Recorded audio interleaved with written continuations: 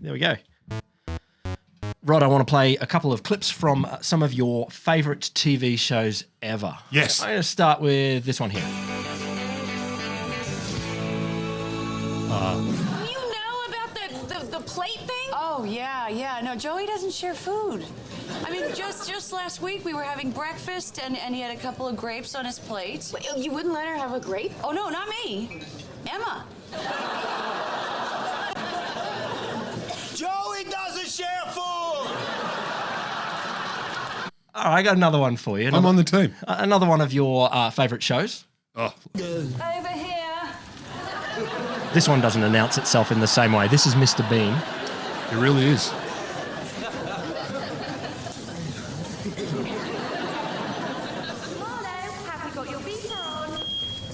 Or the Jetsons. Let's go with the Jetsons now. Morning, George, dear. Morning, Gloria. Honey, it's your friend Gloria, the cute-looking one. Gloria, oh dear. I can't let her see me looking like this. I've got to put on my morning mask. I'll be right there, George. No. Morning Gloria. Those scamps. That's a kid show. Oh, that's awesome. I don't know if you could hear it because maybe you paid too much attention to the jokes. That's what I do. That I just played. But something about those three shows stands out for me when I watch them with modern ears. One of them is a cartoon. One of them, yes, is a cartoon. Which makes me wonder. Which is strange because... Laugh track. Yeah. Laugh track. I mean, they're all okay. Are you sure they're all tracks? Because I know at least Friends does have a live audience. I will come to that. The Jetsons, I'm pretty convinced. But don't ruin the fucking thing that I'm talking to. The Jetsons doesn't have a live audience. Jeez. They stand out now a little bit because as I'll come to, not so common. But Friends, Mr. Bean, the Jetsons, all full of the sound of audience laugh track, just layered right over the top. The Jetsons weirds me out the most. Like a cartoon with a laugh track is super weird to me. Very weird. The laugh track, canned laughter, or in the biz, sweetened audience laughter. Sweetened. It's been a key part of Hollywood TV making since the 1950s, and to a point where just about every comedy show would have a laugh track until recently. Someone grew out of it. I don't know. Until recently. 2019, when the last big comedy show that had a laugh track, The Big Bang Theory, ended. Oh. And so now you don't find any of the big comedy shows anymore with a laugh track. Why did producers use this so much? Why did it die? And is it dead forever?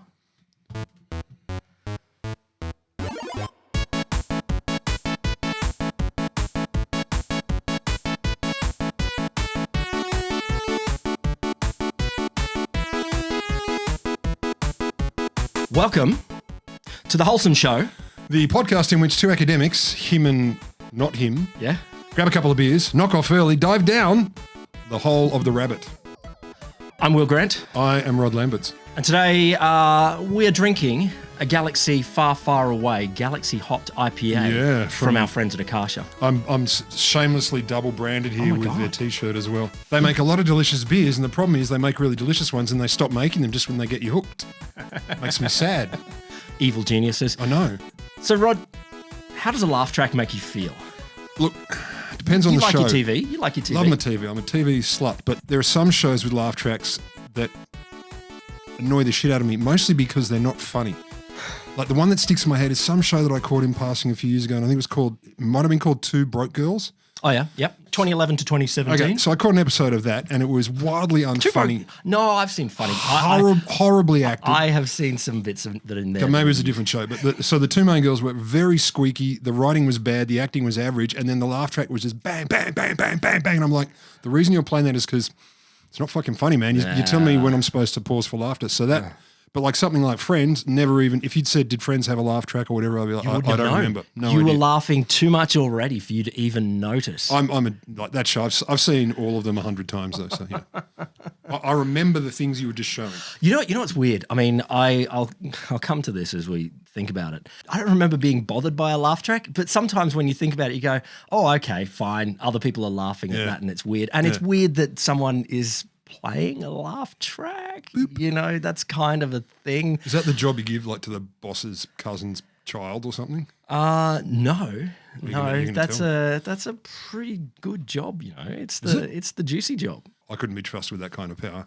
So there were two precursors for the invention of the laugh track. TV started live broadcast sort of stuff in the 40s and 50s.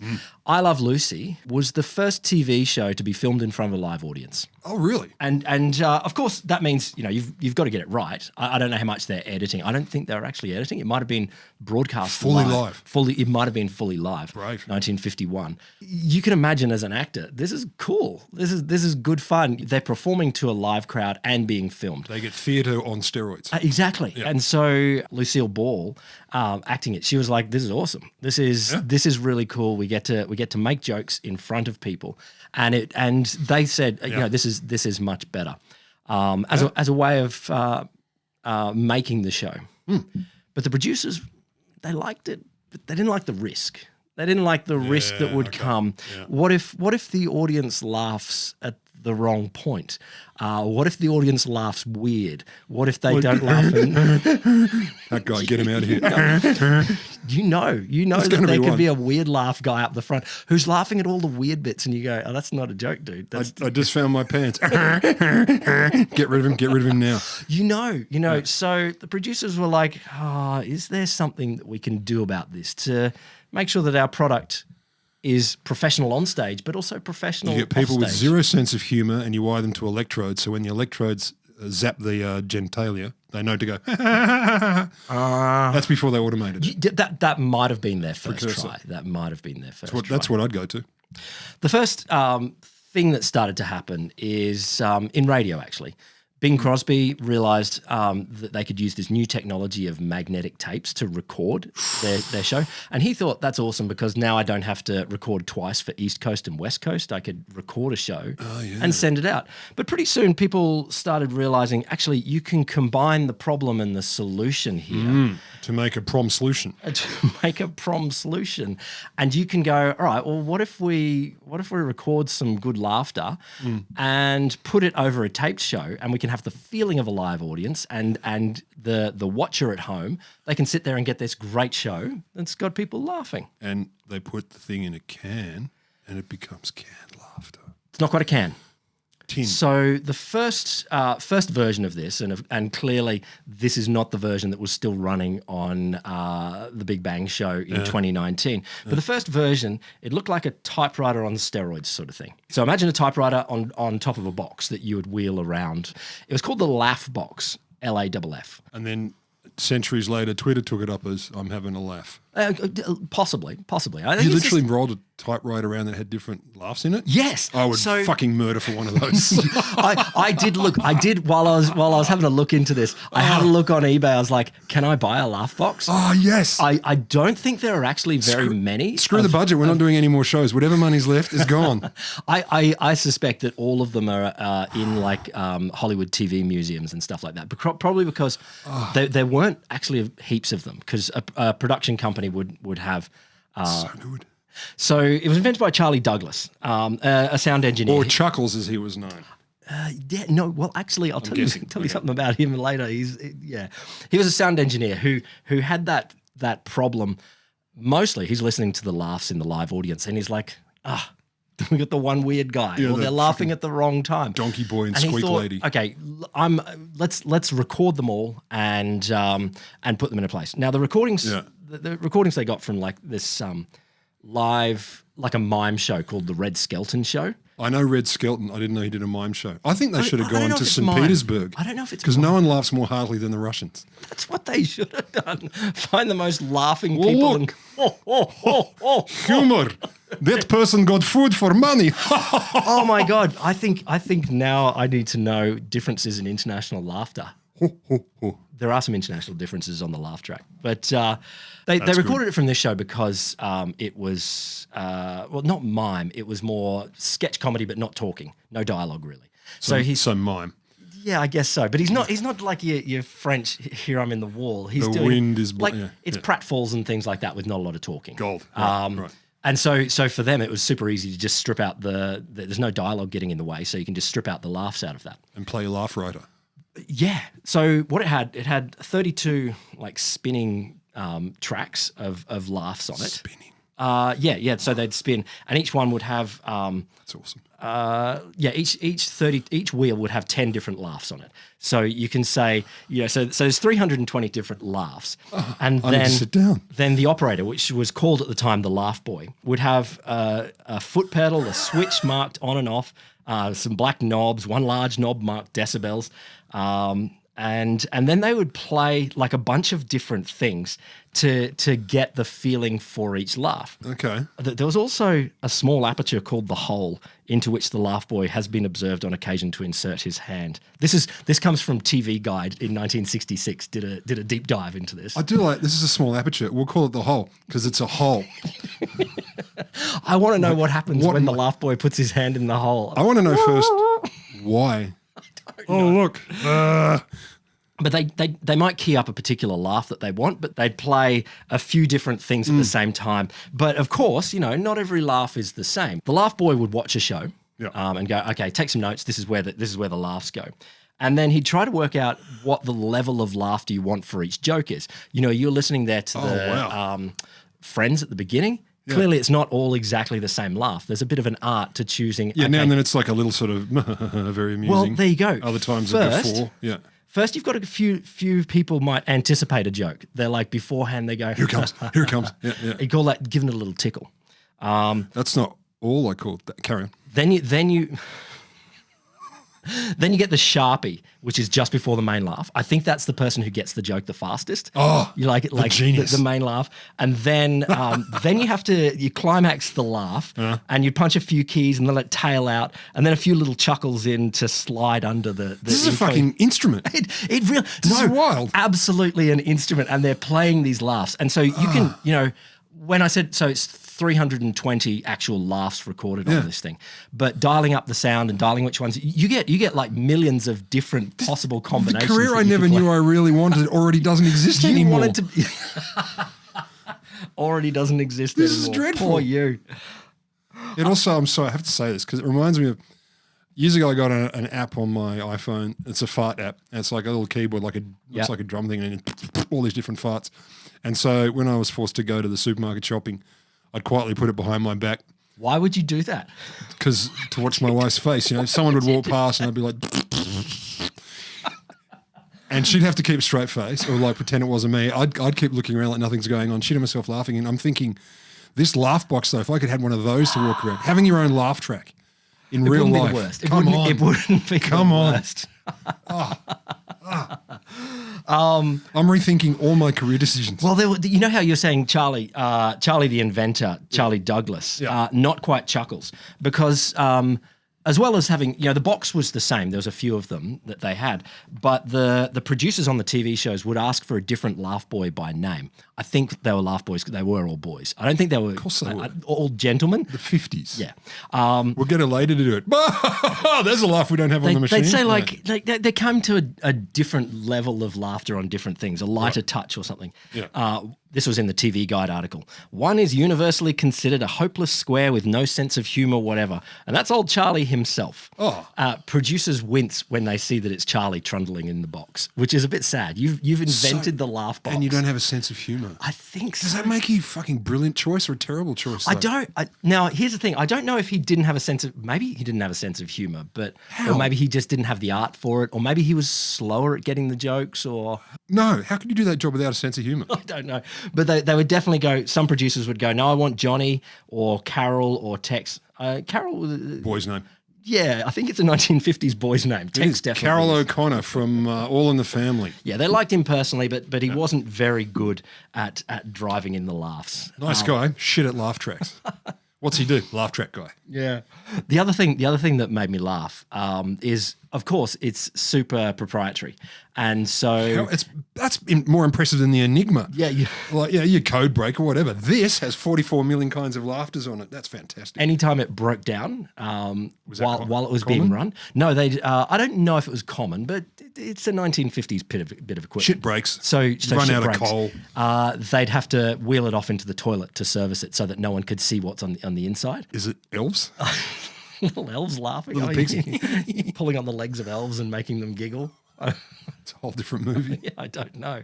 That is what makes elves giggle. There was one time when I think it started to smoke or something like that in the middle of recording, and they were really stressed because they couldn't find a toilet to take it into, so they had to pop the lid and take the padlocks off. Everyone stand like around. it's all padlocked down. So the show was too funny. Maybe, I don't know. I like the idea that it might have been. That's why we can't use one. Yeah, Too fucking hilarious. Yeah. Okay. Yeah. Okay. You know, I've always said so. Yes. Too funny for a laugh machine. Yeah. I think which one's the laugh machine? I did have a laugh button. Just hit one and see what happens. What's that one? It's not really a laugh.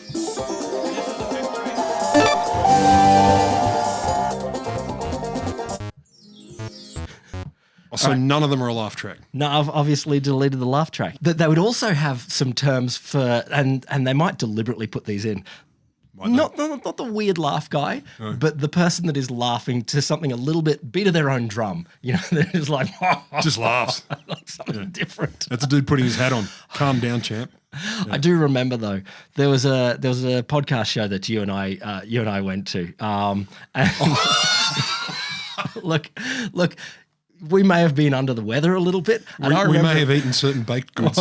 I remember dying of laughter. Like that was the The two of funniest us were thing I've ever. shitting. We're in the front row and we were laughing in this hall at the top of our lungs. And listen back to it later, and Not that funny. it was a good show, not terribly funny. It was clever. They took out all of our laughs too. We were guffawing. Like I remember guffawing through the masks. As you can guess, it took off like wildfire. Yeah. Like straight away, people are like, "Oh, this solves a problem, and we're going to do it." Why? Why did producers use it? I mean, it's pretty straightforward. They came from a time when people really thought you had to watch something, you have to be in a communal space. They're coming from theatre and movie theatres, where you'd have a lot of people in the room with you. And so you'd have an audience experience. Like you're going to get entertainment in community. And so the TV producers early on were thinking, all right, we're going to have to do something to sort of replicate that feel. And I guess some people might need cues too. Like some jokes, you might not feel, I mean, I've never felt this, but they might not feel like they're allowed to laugh. Some people will be like, oh, if I laugh, will I look stupid? Or will I look dumb if I don't laugh? And I'm surely some of that social shit will come in. You know, there's a whole bunch of good social research here that says, you know, laughter is a social bonding tool that goes back before we're humans. We've been laughing as a species and a pre-species Since we were parakeets. Probably all the way back to parakeets, but it's a social bonding tool. Clearly, a bunch of great apes are laughing, 100%. and so this is all drawing on that idea that we like to laugh together, and we're more likely to laugh when we are. Also, if you do a lot of laughing and you're on your own, people start to go, are you all right? Are you that weird guy? Are you that You're the weird dude. guy? Look at him, he's laughing again. Do you know why? No. Yeah. It's because of his headphones. Yeah, no, he's got nothing in. So I think there's a couple of reasons. One is producers thought, okay, this is going to make people feel more comfortable in their laughing. They're going to have a better time. It's going to be more of a communal experience for watching I TV. see that. Yep. Another one, maybe they were like, okay, this will bump up some of the weaker jokes. We can, 100% we can make people feel they're a little bit better. There's no way people who've watched a fairly dud show with a lot of laugh track, at least some of those people are going to come out going and think it was funnier than it was. 100%. Like there's no way that wouldn't happen. So this is why I'm one of the questions I want to is it all bad?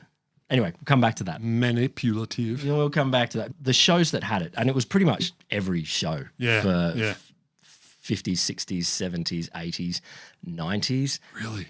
2000s. So there were debates. There were debates. And live shows where there was actual audience laughter, they would still employ it, or occasionally does they that would. vary? Yeah, occasionally they would sweeten the laughter. So if it is a live show, and I think most sitcoms that became rarer.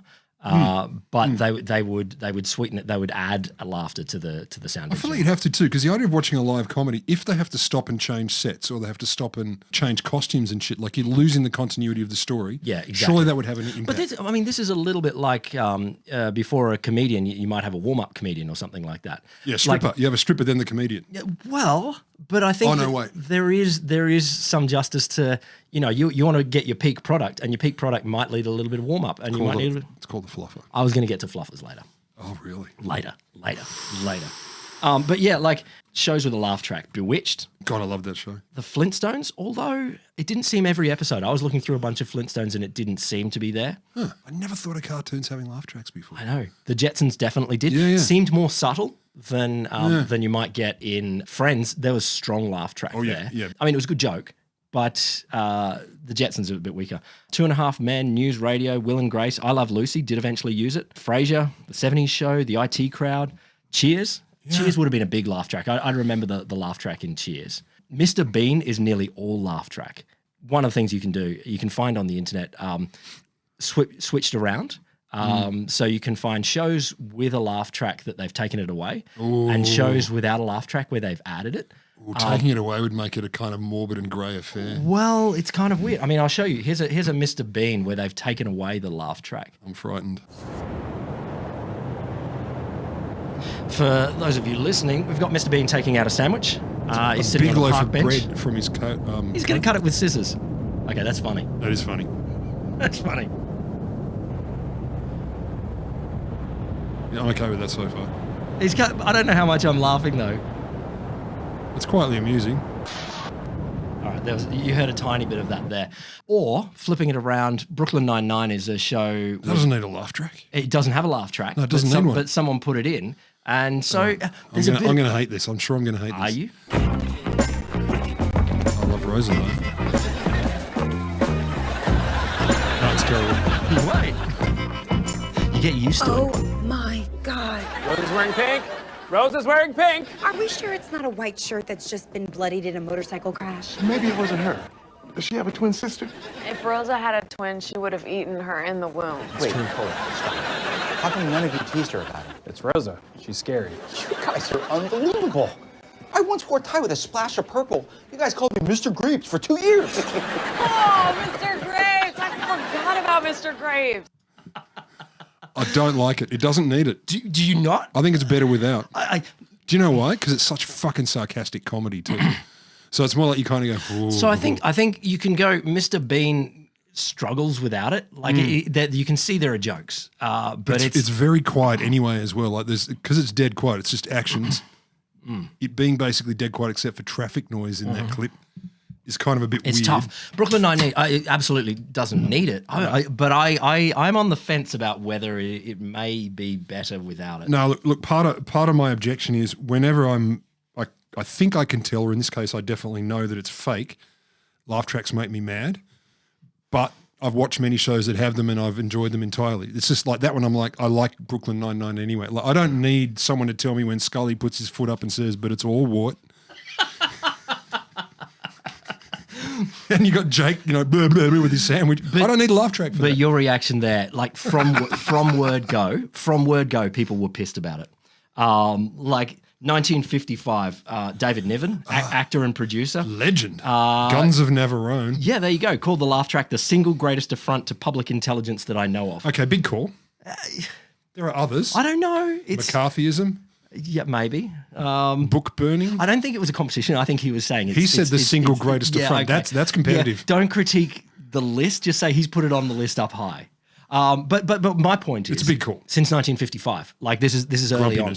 People knew about it. It wasn't. It's not like it was completely hidden. People hated it. Yeah. 1977 in the movie Annie Hall, one character calls the addition of tremendous laugh to the audio mix of his Friends TV show nothing less than immoral. Good God. And he said, especially because the joke is weak. Like I think it's it's different. Yeah. Time magazine in 1999 called it one of the 100 worst ideas of the 20th century. I saw. Big call. I lost another one. There was one. It's what is it? The most evil innovation in TV history. or something like that. People are furious. Calm a little bit. 2003, the New York Times. Pretty much nobody likes laugh tracks, perhaps because they're such obvious fig leaves for the embarrassment of weak punchlines, perhaps because they make us feel bossed and condescended to, perhaps because they dehumanize one of the most human actions imaginable. Dehumanize? Yeah, well, telling you when to laugh. Damn, that's strong language though. Like, I mean, they annoy me at times when they seem obviously fake, but I've often, more times than I would ever be able to count, enjoyed a show and laughed at it with a laugh track. And I don't feel like I've been abused and manipulated. Well, I feel like I've had a laugh. Well, maybe it's just the highbrow people are like, no, I must laugh on my own. I must have my own timing for laughter. That's me. I'm very sophisticated. But I think the point about one of the most human reactions possible. Yeah. I mean, it's not, because laughter is not exclusively human. No. But it is also very important that, you know, that's one of the things that we share as a social bonding thing with just about everyone. Laughter is a deeply communal human thing, and I can understand that's a. Oh no, I get it. I get people getting upset, but surely you're probably going to do this. You know, people who turn around the other way and go, well, if we're all, it's like AI girlfriends. You know, if we're getting a fake version of feeling that community, maybe that's okay. Maybe. I put maybe in italics. So academics doing work on this. They it's my favourite field. Boil down this. You know, it's like historians, these critiques, basically coercive. They dumb down the audience and deceptive. And I mean, they're different versions of saying the same thing. But I think the coercion there. So you get a lot of people that are really talking about this as immoral is a common thing. Fuck, it's a strong word. It is. But just back to your point, plenty of people all the way along have hated the laugh track. This is terrible, but then they've watched the shows. Yeah. Like lots and lots of people happily watched all those shows. They might go, if they're asked, it's got a laugh track, you know, they go, oh, I don't like that. But the show's funny anyway. But the show's funny anyway. I like the show, yeah. I mean, even Hollywood producers. There was one in 1955. So a producer called Babe Unger, he said he hated canned laugh tracks himself. He thought audience reaction's not necessary because TV viewers expect it to be there. They're blaming the viewers here. Always blame the audience. Are you listening? Maybe you'll get to this. Have they ever tried them or use them in movies? They have tried in movies, like as in there are tests that they've done, like to see if they work. Not needed. I mean, the number one thing that they've thought from day one is that because you're in the theater, like you've got the communal experience, you're surrounded by people laughing. Thing. And I think because of that, there was a feeling that would be actually pushing people off. Well, then David Lynch would have tried it because he's, you know. Look, there are certainly uses of laugh tracks for non-comedy reasons. I can think of 11 right now. No. No, I believe you. But just basically not ever really in movies. It's already communal. Because it's already communal. But with streaming, I wonder if that might change. I wonder if they'll start inserting them into movies. Well, here's the thing. So, they started dying in the late 90s, early 2000s, and then it's become sort of catastrophic since then, if you're a fan of the laugh track.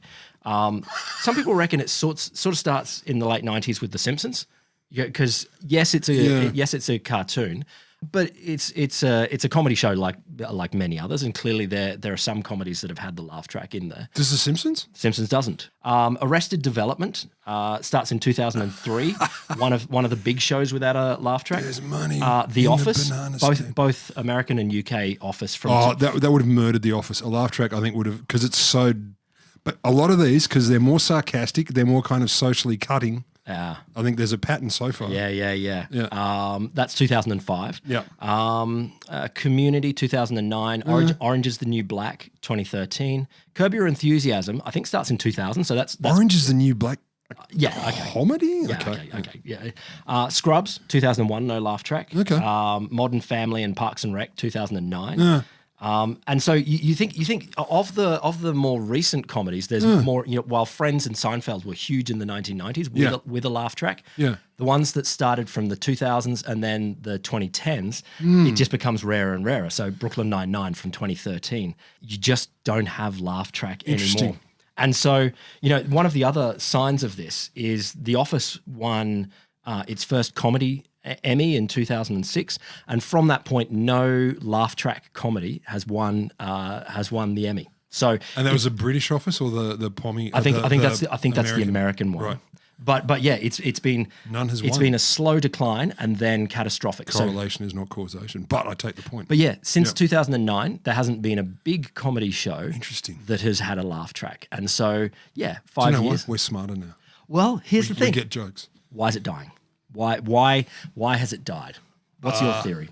Authenticity. I think that's a big one. I think the perception of authenticity might be a big killer. How so?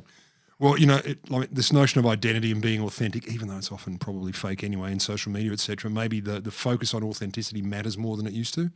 So laugh tracks seen as being more fake, less authentic. That's my off the cuff suspicion. All right. So I think we're less tolerant of inauthentic, or what we perceive as being inauthentic. I think okay. I've got one on that we'll build on that. Yeah. Yeah. One theory is it's literally about jokes per minute. Like a laugh track. Like I saw something. This YouTuber Drew Gooden, he did a couple of different things. One, he went and grabbed an episode of Friends and took out the laugh track, and it's got like. What are they, 20, 22 minutes episodes, something like that. Yeah. 5 minutes of laugh track. And so it gives you back 5 minutes in which you can actually cram in jokes. And The Simpsons, I've seen, their theory has been, don't go for the best joke, go for as many jokes as you can. Cram them in, bam, bam, bam, bam, bam. as many as you can. And laugh track is just literally waiting for a joke. So, I mean, he did this Drew Gooden, he did a couple of different experiments, but one of them, he was looking at one random episode of Friends, 121 jokes. One random episode of The Office, 166 jokes. So Friends had the laugh track, and you just can't get as many jokes in as you can in a show without the laugh track. Now, number of jokes isn't the be all and end all. It's one metric. Another theory, silence is the joke. Fuck yeah, everything Jon Stewart does. Jon Stewart or The Office, like big time, cringe comedy. You need space for people to really feel terrible about it. I think not that I'm a huge fan of The Office because I can't handle the cringe, but there are definitely. It's true. So, for example, in Parks and Rec, there is a lot of breaking the fourth wall, looking to the audience, that I don't think you could do the same way if you have a laugh track. I think it's true. I think there are different uses of silence that might have emerged in that time. So I like that one. Yep. Going back to your point, authenticity. Another way of saying that is, well, we're not covering up weak jokes anymore. And, there's some people that say, okay, you've mentioned them before, some of the terrible sitcoms from the 60s and 70s. Maybe we shouldn't have fake laughed at some of the terrible things that they were saying. But how are you going to know the racism was funny then? And so there's people that are saying, fake laughter was a way to push further racism, to push misogyny, to go, reinforce, we can laugh at these things. And yet others would argue, but that's what it's actually going on anyway. Oh, no. Should we laugh? Of course, community at the time, and community still is, has a whole bunch of racism, a whole bunch of misogyny and those kind of things. But did this forced dialing up of that, is it like, are we pushing a more... It's true though, like you hear like some of the shows I've mentioned to you from my childhood, it'd be like, is that being abusive and horrible? Oh wait, they're laughing. Oh, it's a joke then. Yeah. And without the laugh track, you literally could be sitting exactly on the fence going, this could go either way. Did he just abuse that guy, or was he just making a funny aside? There is a bunch of this stuff that people have taken the laugh tractor out of a bunch of shows, and you go, oh, it's just people being really horrible. Yeah, you guys are cunts. Yeah, I can't believe you said that. 100%. Yeah. So that there is that going back to your point about authenticity, that we're actually, laughing at the joke that you find funny that is a real joke, not being forced to laugh. So I think there's a cultural shift that might be helping. Yeah. But then there's one last argument that I think is a little bit sad. Don't make me sad. This is from Jacob Stern. There was always something a little dark about the illusion of the laugh track. It's a little dark, and this is some of the shows that are still using laugh tracks. So WandaVision, a couple of years ago, used the laugh track. Did they? Only in the sort of early bits where they're pretending to be in the 50s. Right. And so they use that as a way to make things a bit more sinister. That's clever use though. So it's not laugh track as laughter, but it's laugh track as sinister. And I think that's a more possible thing now. Yeah. But anyway, there's always something a little dark about the illusion, but there's arguably something even darker about its loss of appeal. Whether they realized it or not, viewers found comfort in the pretense that they were part of an audience. But now we're content to laugh alone. And I'm like, oh, that's not good for you. Have you ever laughed alone? I can't. I can't. Can you do anything alone? Do you need someone to hold your hand while you take a poo-poo? Oh, all of it. Name one of those things that you should be on your own for. I prefer to do it with Can't others. do any of them on my own.